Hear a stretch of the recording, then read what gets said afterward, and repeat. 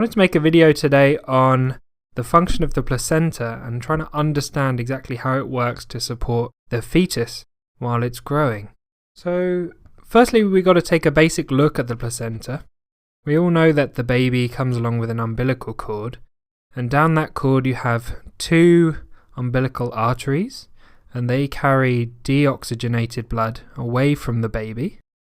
And then you have one umbilical vein, and that carries all the good oxygenated blood that's full of nutrients away from the placenta and into the baby.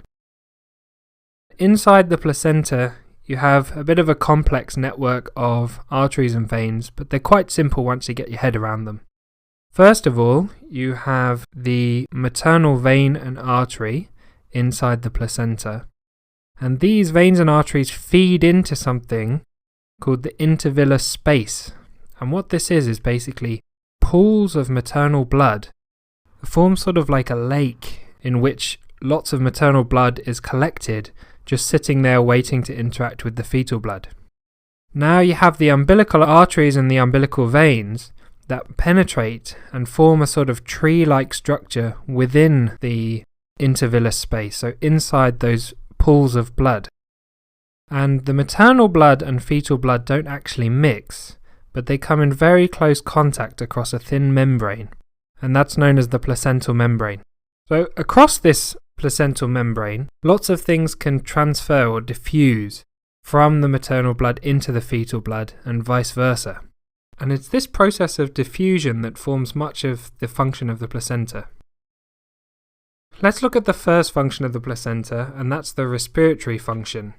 So because the baby can't actually breathe, it's in a big bath of amniotic fluid, it needs to rely on the placenta to basically act like a pair of lungs. So what does it do? Well, firstly, oxygen needs to transfer from the maternal blood into the fetal blood. And the way it does this is fetal hemoglobin has a higher affinity for oxygen than maternal hemoglobin. What this means is, if you put a molecule of maternal or adult hemoglobin next to a molecule of fetal hemoglobin, oxygen will actively transfer from the maternal hemoglobin to the fetal hemoglobin.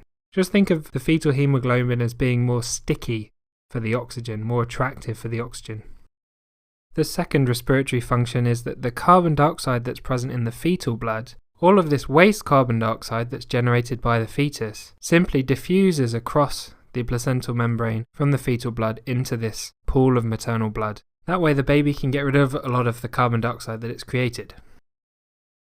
The next function is an excretion function, and you can think of this as the placenta acting a bit like a kidney that you'd find in an adult. So what it does is it balances out a lot of the chemicals and molecules that need to be balanced in the blood. Things like bicarbonate, hydrogen ions, lactic acid, urea and creatinine. They can all diffuse across the placental membrane and balance out the baby's blood in the same way that a kidney would do in an adult. The next function of the placenta would be the nutrition function. So the baby can't actually eat any food while it's in the womb. So it relies on the mum to eat and create carbohydrates and micronutrients that circulate around the mum's blood, and then these diffuse across the placental membrane into the fetal blood and provide the fetus with oxygen and vitamins and micronutrients that it needs to grow. This is one reason it's so important that the mum doesn't become nutrient deficient in, say, iron or folate or B12 during her pregnancy. So if we find that she's deficient, we'd supplement her with these. The fourth function of the placenta is the immunity function. Now, antibodies that the mother has created, her immunity to infections that she's picked up in the past, those antibodies can actually cross the placental membrane and into the fetus. And this is really good news because it protects the baby during the pregnancy from any viruses or bugs that the mum might pick up, and also protects the baby shortly after birth.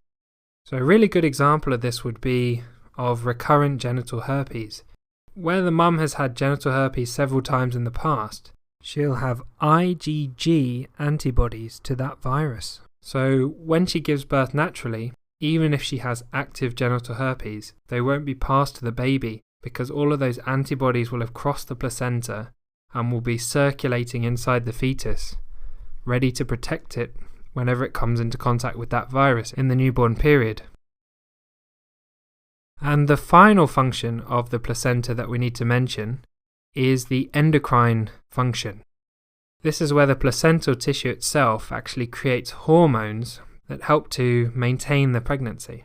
The first hormone that we should mention is human chorionic gonadotrophin, or HCG. This hormone is secreted at increasing levels throughout the pregnancy by the cells of the placenta. And what it does is it helps to maintain the corpus luteum until the placenta takes over producing other hormones that maintain the pregnancy. The next hormone the placenta produces is estrogen, and this is important to make everything soft and supple, all of the tissues of the uterus and pelvis, so that they can get stretched during the pregnancy and during birth and delivery.